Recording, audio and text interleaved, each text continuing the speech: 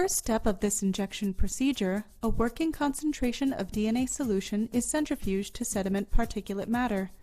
Injection pipettes, fabricated from borosilicate glass capillary tubing, are then filled with the DNA solution.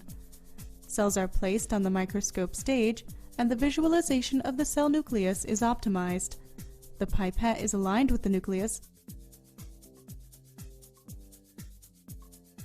and the cell is injected.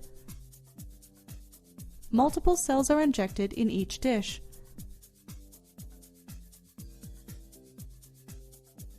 The following day, successfully injected cells are identified by the expression of a reporter gene.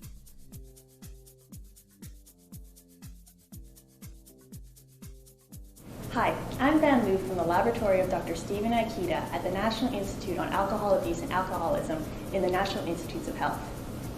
I'm Damian Williams, also from the Ikeda lab. And I'm Yu-Jin Won from the Ikeda lab. Today we will show you the procedure for the intranuclear microinjection of cDNA constructs into dissociated neurons. This is an effective method for heterologously expressing proteins of interest in post-mitotic cells, which are traditionally difficult to transfect. We use this technique in our lab to study the mechanisms underlying G protein modulation of ion channels.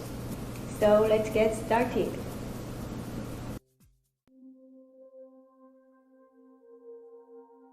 Begin by plating dissociated adult mammalian neurons on cell culture dishes coated with 0.1 mg per milliliter of high molecular weight poly-L-lysine.